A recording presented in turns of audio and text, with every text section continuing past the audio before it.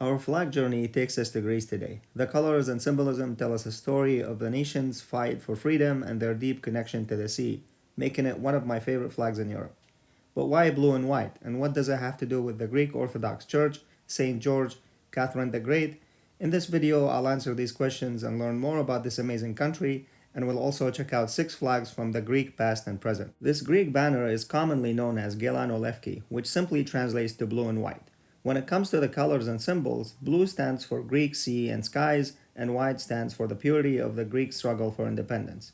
The white cross in the upper left corner also symbolizes Christianity. And while we don't have any official meaning for having 9 blue and white stripes, the most popular interpretation says that they represent the 9 syllables of the national motto in Greek, which translates to freedom or death. Now let's have a quick run through history and see what flags flew over Greece over the centuries. And for that, we'll have to start on the medieval ages, because the flags as we know them today did not exist in antiquity. Instead, different Greek city-states had emblems and symbols that would be painted on the shields carried by their soldiers. The Madrid illuminated manuscript, however, was drawn in the 12th century, and it gives us a glimpse at the first recorded Greek flags ever.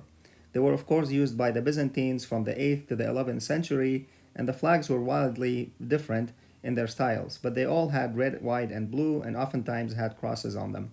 And if we fast forward to the 13th century, the Empire of Trebizond on the shores of the Black Sea was using this red banner with a yellow double-headed eagle.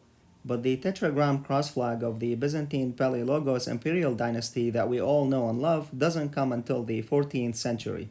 The Ottoman invasions came next, and during their rule, several unofficial flags were used by the Greeks, usually showing Byzantine double-headed eagles, depictions of crosses, saints, and various other images and mottos. The Christian Greek cavalry employed by the Ottoman Sultan were also allowed to use their own clearly Christian flag, but only within the Greek mainland, and it featured a classic blue cross on a white field with a picture of St. George slaying the dragon. This flag remained in use from 1431 until 1639, when the privilege was greatly limited by the Sultan, and today's Hellenic army war flag was for sure inspired by it. The closest we can get to a Greek national flag during the Ottoman rule was the so-called Greco-Ottoman flag, which was a civil ensign that the Greek Orthodox merchants were allowed to fly on their ships. After Catherine the Great and her Russian forces defeated the Ottomans in the 6th Russo-Turkish War, a treaty that was signed afterwards allowed Greek-owned merchant ships to fly the Russian flag, and although it wasn't theirs, I'm sure the Greeks were happier to fly this flag over the Ottoman one.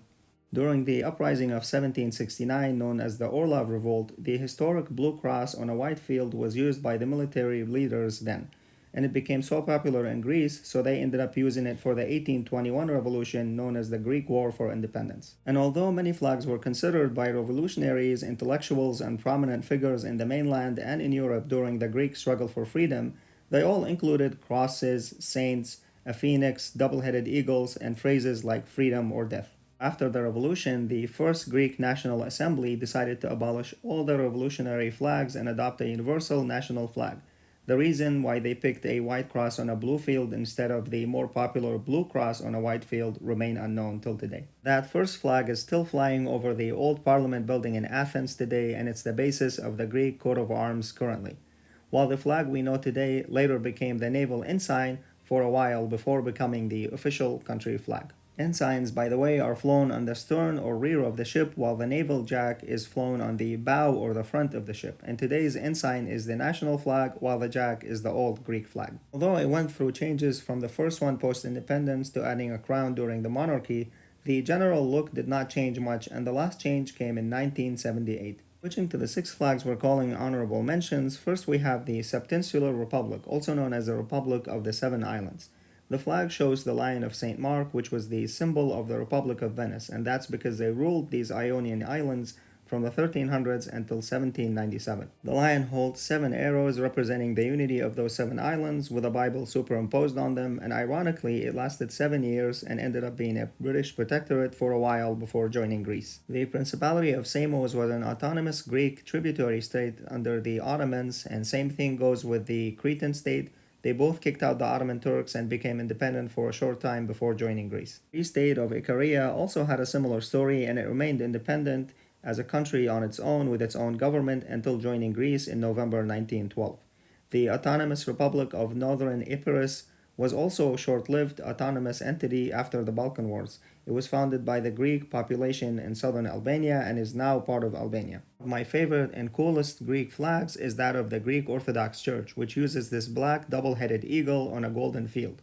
And it's also used by these cool monks that live on Mount Athos. If you're looking to watch a similar video, you can check out this one or browse the playlist for more flag videos. Don't forget to like, subscribe, and leave a comment, and I will see you next time on Council of Knowledge.